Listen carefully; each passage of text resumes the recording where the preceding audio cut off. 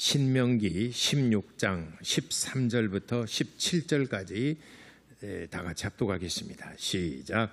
너희 타작마당과 포도주 틀의 소출을 거두어 들인 후에 이래 동안 초막절을 지킬 것이요 절기를 지킬 때에는 너와 내 자녀와 노비와 내 성중에 거주하는 레위인과 객과 고아와 과부가 함께 즐거워하되 내 하나님 여호와께서 택하신 곳에서 너는 이래 동안 내 하나님 여호와 앞에서 절기를 지키고 내 하나님 여호와께서 내 모든 소출과 내 손으로 행한 모든 일에 복을 주실 것이니 너는 온전히 즐거워할지니라.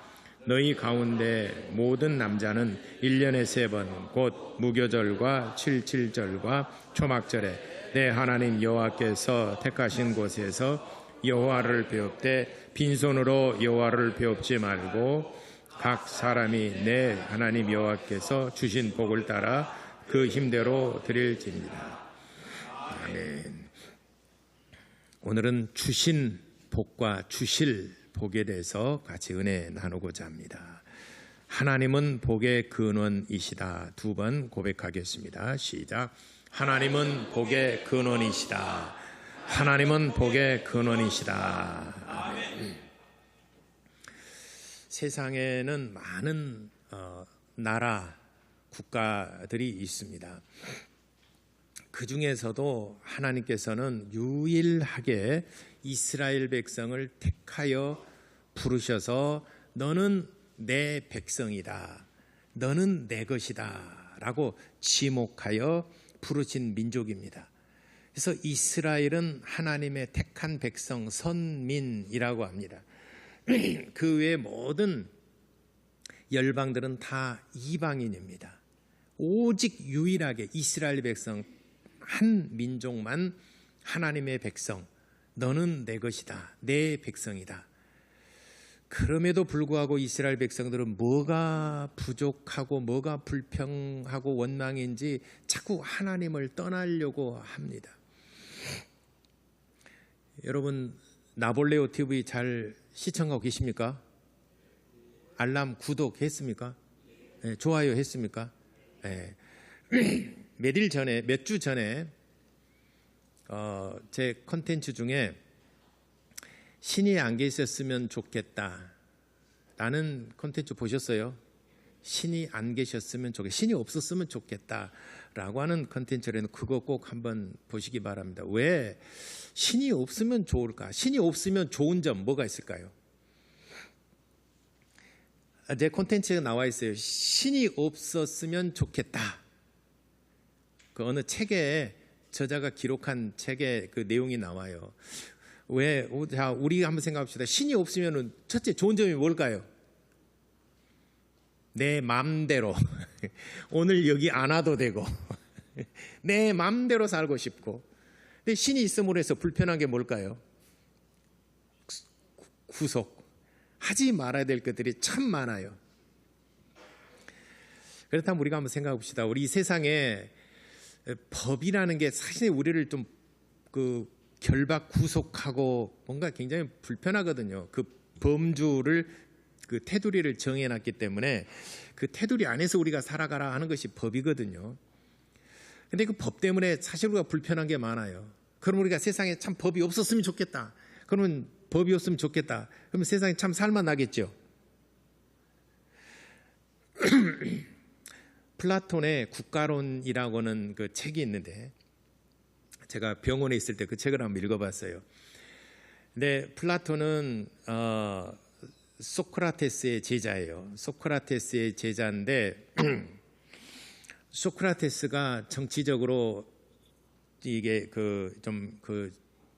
그런 것에 휘말려 가지고 BC 399년에 처형을 당해요. 죽임을 당해요. 정치적인 음모 때문에 죽임을 당합니다. 그걸 플라톤이 봤어요. 너무 무서웠어요. 스승이 이 정치라는 게 없는 죄도 뒤집어 씌우고 있는 죄도 빼버리고 할 수 꼭 그렇다는 것은 아니고 또 사실 그런 것들의 논쟁이고 그런 것들의 어떤 정쟁이고 그러지 않습니까? 힘이 있으면 죄도 빼버리고 힘이 권력을 잡지 못하면은 없는 죄도 프레임을 뒤집어 씌워서 죽이려고 하는 게 그런 거지 않습니까? 어찌 보면은 고대 철학의 창시자인 소크라테스도 그런 것에 휘말려서 BC 399년에 처형을 당합니다. 이때 플라톤이 참 이렇게 스승이 그렇게 죽는 걸 보고 자기는 절대로 나는 정치를 하지 않겠다라고 해서 만든 후학들을 가르치는 그 단체가 뭐냐면 아카데미예요. 아카데미아.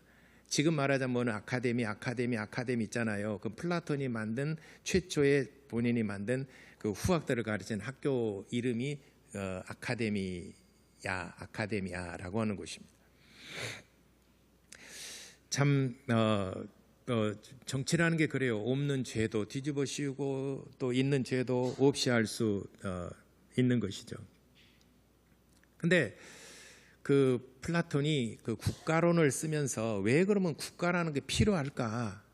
왜 국가라는 게 필요할까? 라고 하는 것을 기록했는데 여러 가지 내용인데 그중에 참 내가 인상적인 게 뭐냐면은 최초에 한두 사람이 모여 살고 그다음에 아이를 낳고 그다음에는 자기 씨족이죠. 씨족 사회 중심이죠. 자기 씨들이 거기서 살아요. 집성촌을 이루고 살죠. 그럼 별 문제가 없어요. 근데 이제 4촌이 되고 6촌이 되고 8촌이 되고 막 점점 늘어나잖아요. 그러면요 부모와 자식 간에는 별로 손익계산 안 따집니다. 자식도 형제 간에도 별로 양보하고 살아갑니다.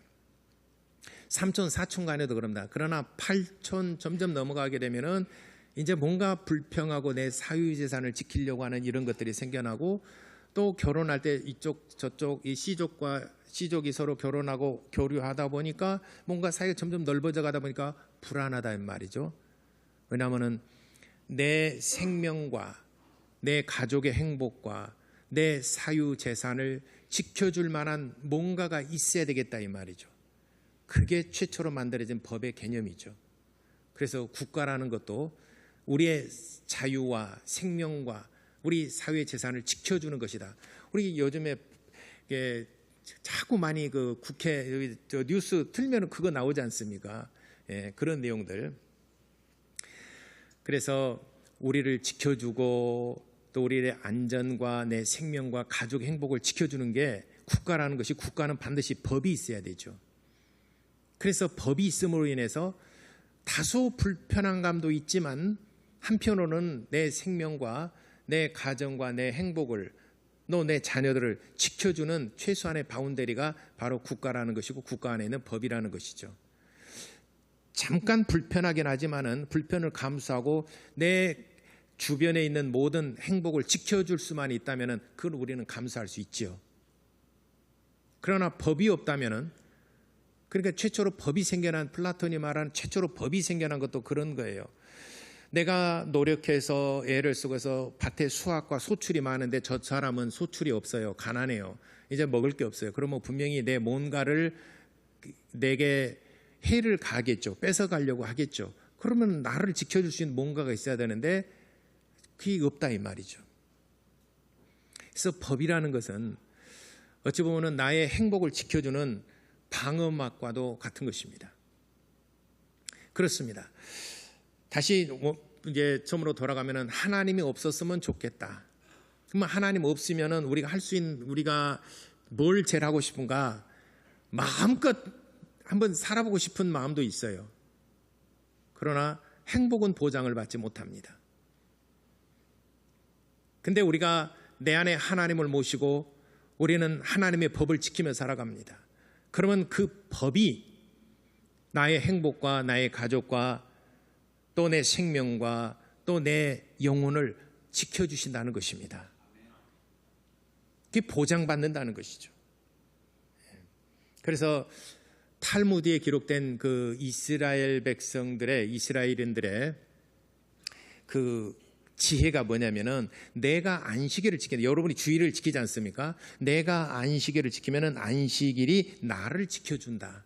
그래서 그들은 기를 쓰고 안식일을 지키려고 합니다. 다시 말하면 안식일을 지키려고 노력하고 애쓰는 것은 나의 행복과 나의 가정, 내 생명을 지키기 위해서 노력하는 것과 똑같은 것입니다.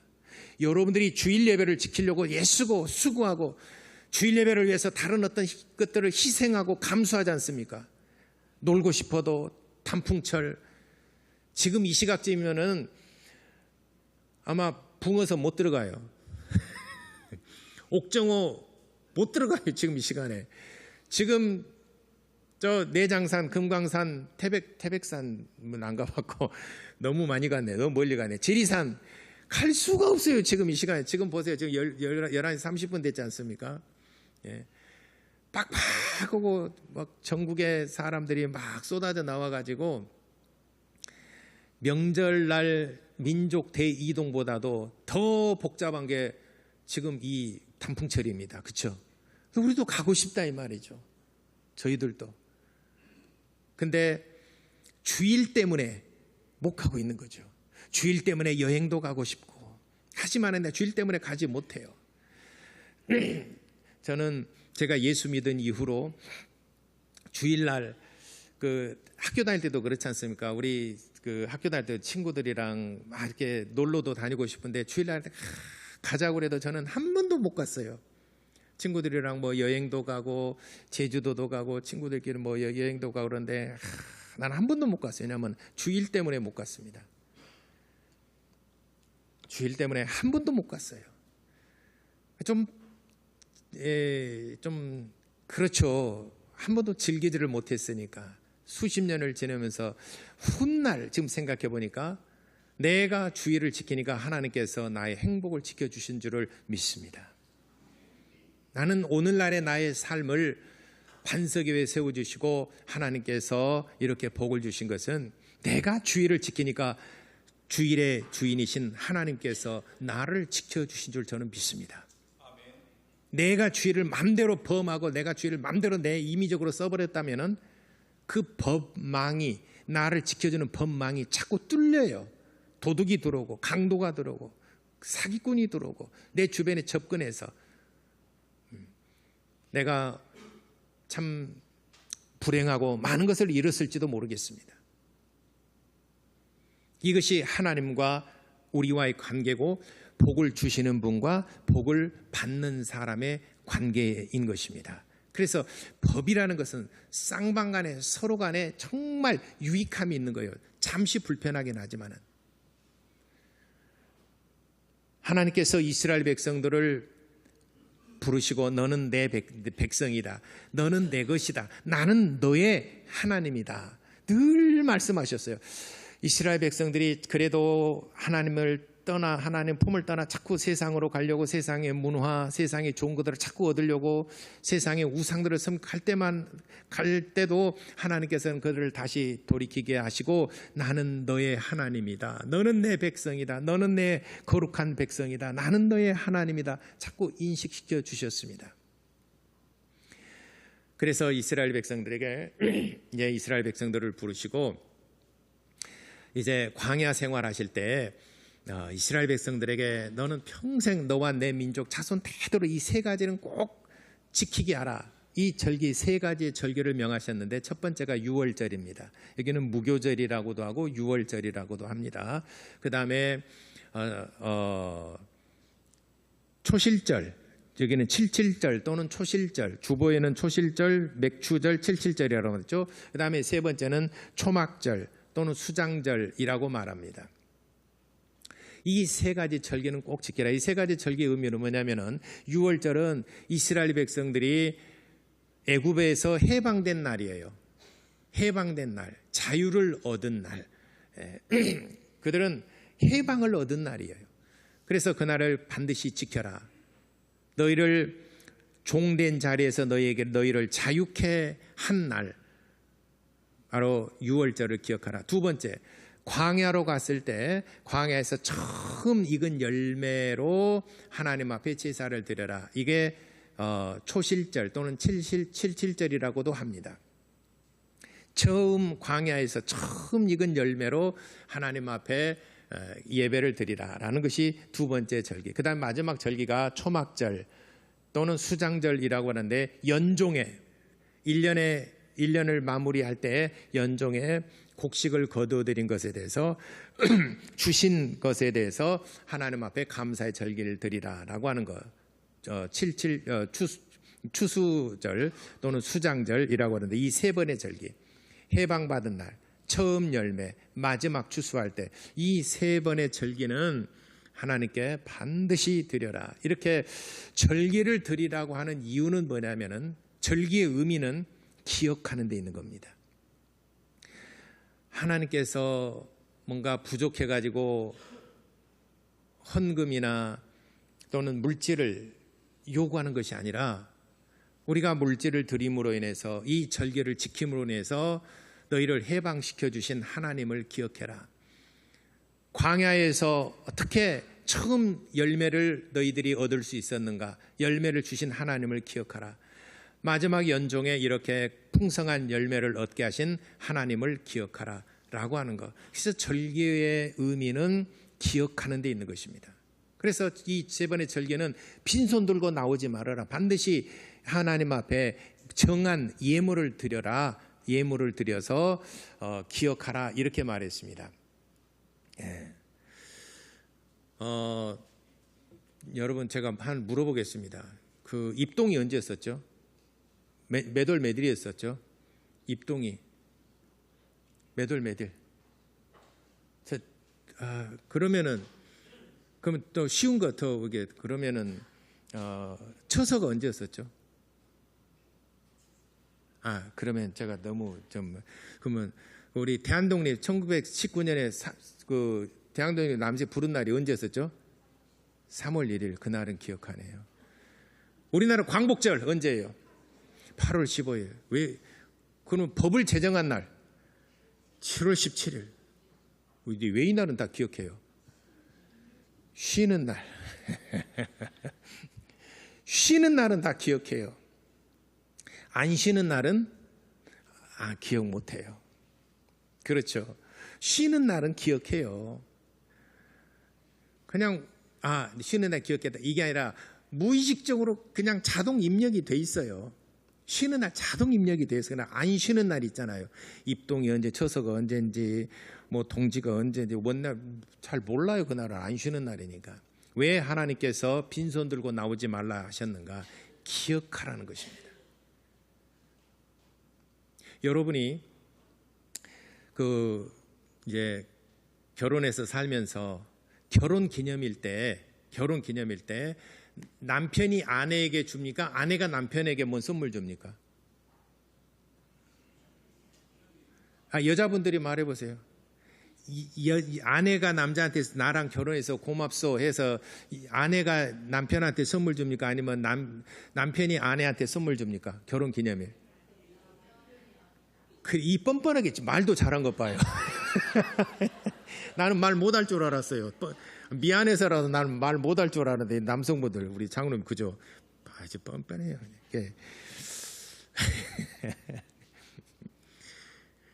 여러분 그러면은 결혼 기념일 때 정말 기억에 남는 선물 받을 때도 있죠. 아이고 무슨 뭐 선물. 여러분 그런 거 있잖아요. 기억에 남는 저는 이런 분도 봤어요. 결혼 40주년을 맞이해서 40만 원 하나님 앞에 헌금한 사람 봤어요. 결혼 40주년을 맞이해서 하나님께 40만 원 헌금하신 분도 봤어요. 그래서 뭐 왜 했냐 그랬더니 결혼 40주년 40년 동안 감사해서 하나님 앞에 참 신앙이 있더라고요 보니까. 왜냐하면 우리끼리 잘 살았지 하나님께서. 근데 맨 먼저 40년간 하나님께서 가정 행복과 뭐 여러 가지 주신 것에 대해 감사해서 하나님 앞에 드린다는 게 뭐 액수 많고 적음에 따라서 그걸 떠나서 참 그래도 하나님을 먼저 생각한 게 너무 감사하잖아요. 예. 그래서 여러분들이 아마 결혼해서 생활 가운데 결혼 선물로 또는 생일 선물로 이렇게 큰 선물, 생각지도 않은 정말 큰 선물을 받은 것들, 여러분들이 아마 그건 기억에 오래오래 남을 겁니다. 그렇죠? 저도 이번에 양복 하나 누가 줘서 입었거든요. 30주년 때 양복 하나 해서 입으라고 주셨어요. 그분이 누구냐면 은퇴하신 두 분 장로님이에요. 은퇴하신 두 분 장로님께서 뭐 생각지도 않았는데 뭐 어떻게 주셔 뭐예요 그랬더니 그저 은퇴하면서 목사님과 함께했던 여차저차해서 양복 한번 입으시라고 줘서 오랫동안 기억에 남을 것 같아요. 절기는 그렇게 드리는 것입니다. 1년에 3차례 드리는 이 절기 매번 그렇게 드리라 이렇게 말씀했어요. 근데 내가 하나님 앞에 드릴 게 너무 없어요. 뭐 추수감사가 됐든 맥주감사가 됐든 간에 또는 유월절도 그래요. 유월절 양을 잡아 하나님 앞에 제사를 드릴 때도 나는 첫 소출이 없어요. 또는 남들은 많은 것을 수확을 하는데 나는 수확한 것도 없어요. 그러면은 내 이웃에게 가라고 그랬어요. 네 이웃에게 가서 그에게 그와 함께 예배에 동참하라. 그 절기에 동참하라. 이 말은 부자나 가난한 자나 예배 빼지 말라는 거예요. 기억하라는 것입니다.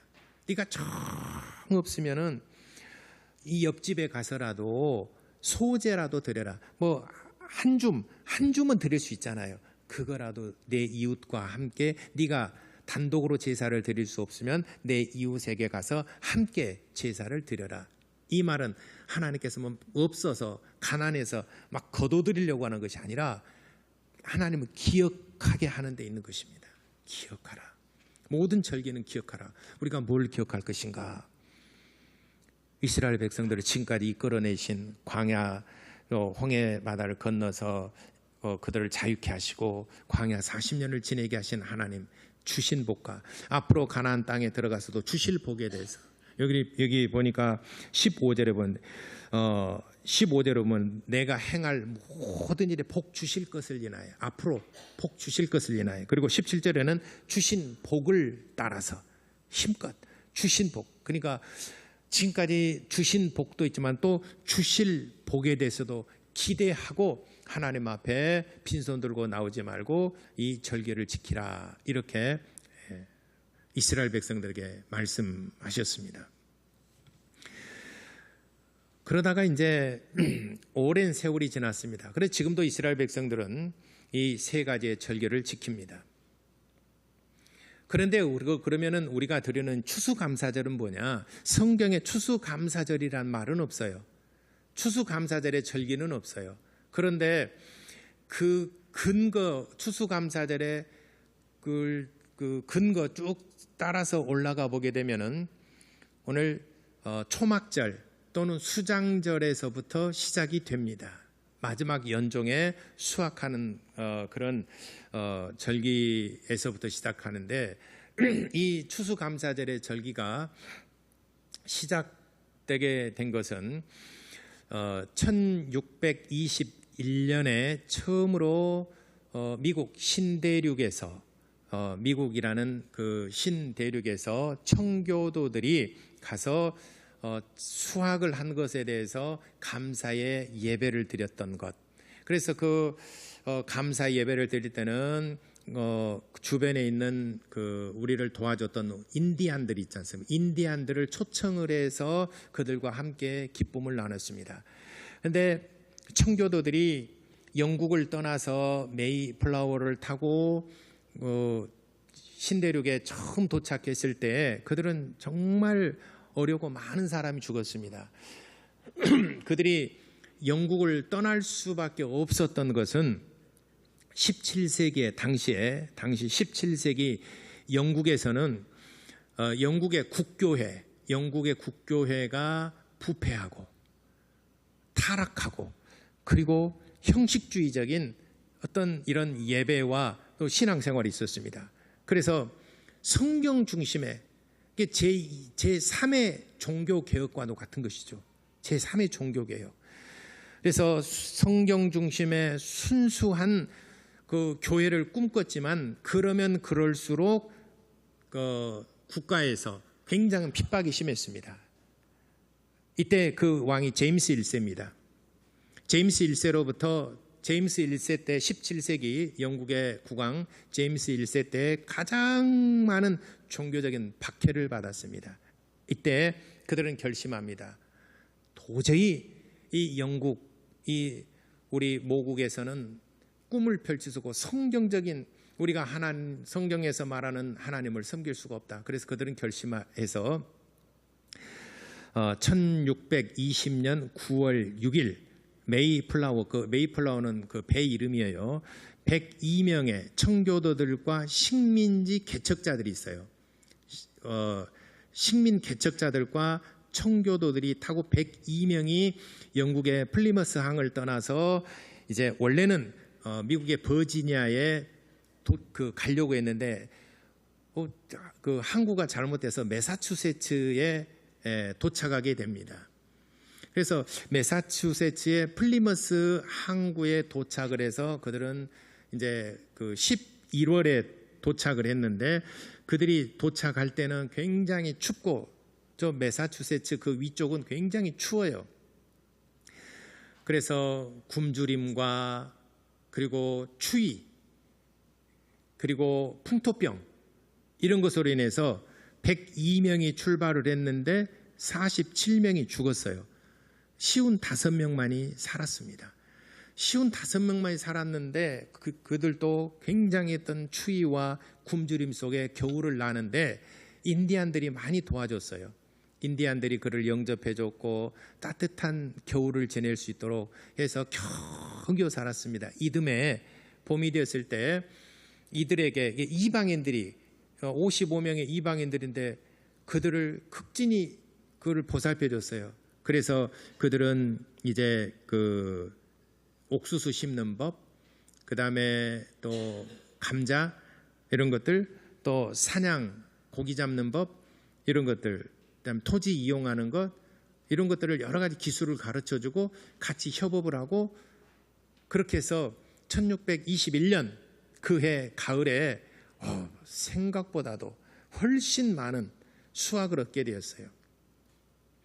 그래서 그들은 너무 감사해서 하나님께 예배를 드리려고 하는데 원주민들은 하나님에서 모르잖아요. 근데 이들은 하나님께 예배를 드리려고 하는데 나를 도와준 이 원주민들이 있지 않습니까? 인디안들 초청을 했어요.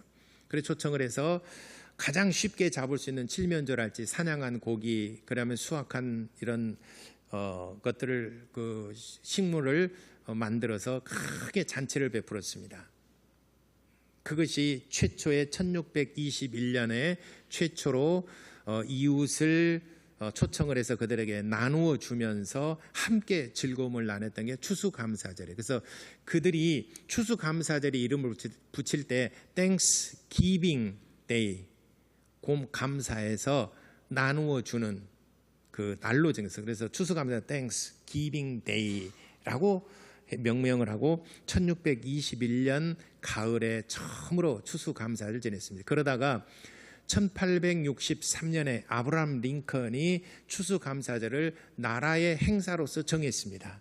이게 국가적으로 최초로는 그 약 한 200여 년 이후 240년 후에 아브라함 링컨 제16대 아브라함 링컨 때 1863년 그 해에 처음으로 11월 넷째 주 목요일을 추수감사절로 정한다고 선포를 했어요. 그래서 링컨이 1863년 11월 넷째 주 목요일이 추수감사절이었습니다. 그러다가 이제 이렇게 발전하고 또 이렇게 하다가 이제 우리나라에도 들어오게 되었는데 우리나라는 1904년에 선교사들에 의해서 대한민국 한국에도 그때는 대한민국이 아니었겠죠. 대한제국이었겠죠. 1904년 대한제국 이 땅에도 추수감사절의 절개를 하나님 앞에 드립시다 해서 11월 셋째 주에 추수감사절을 드리기 시작했습니다. 그러다가 넷째 주, 둘째 주 왔다 갔다 어떻게 하고 또 10월 하다가 이렇게 하다가 결국에는 지금은 현재는 10월 말부터 10월 마지막 주부터 11월 셋째 주까지 이 한 달 안에 어느 날을 정하든지 지역에 따라서 시골이냐 도회지냐에 따라서 도회지는 사실 뭐 추수하고 별로 그렇게 큰 영향을 받고 있지 않지 않습니까? 우리도 도회지이기 때문에 추수하는 것과 크게 영향은 받지는 않습니다. 그렇지만 농촌교회는 굉장히 영향을 많이 받죠. 그렇기 때문에 뭐 윤달이냐 윤년이냐 아니냐 뭐 또 그날 그 해의 농사에 따라서 10월 마지막 주부터 11월 셋째 주까지 정합시다라고 해서 교계에서 그렇게 정하기도 했지만 그러나 그 이외에도 11월 넷째 주 아니면 10월 중순에 하는 교회도 있습니다. 추수하는 것이 각각 다르기 때문에 그래서 이 추수감사를 드리는 그 의미 뭐 10월이 됐든 11월이 됐든 추수감사절기를 하나님 앞에 드리는 의의는 뭐냐? 하나님께서 내게 지금까지 복을 주신 것과 주실 복에 대해서 바로 그분이 하나님이시다. 하나님을 기억하게 하는데 절기를 지키는 데 목적이 있는 것입니다. 그러므로 여러분들이 이 절기를 지킬 때는 지금까지 하나님께서 주신 복과 그리고 앞으로도 나와 내 자녀들에게 주실 복에 대해서 소망을 갖고 또 그를 하나님을 기억하면서 이 추수감사절의 절기에 감사하는 그런 예배로 드리시게 되기를 예수 이름으로 축원합니다. 기도하겠습니다.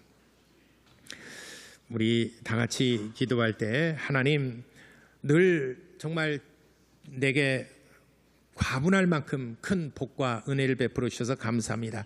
앞으로도 주실 복에 대해서 소망하며 하나님 앞에 감사함으로 추수감사절을 드리오니 나와 내 가정과 자녀들 자손 대대로 하나님께서 한량없는 복과 은총을 베풀어 주시기를 우리 다 같이 기도하시겠습니다.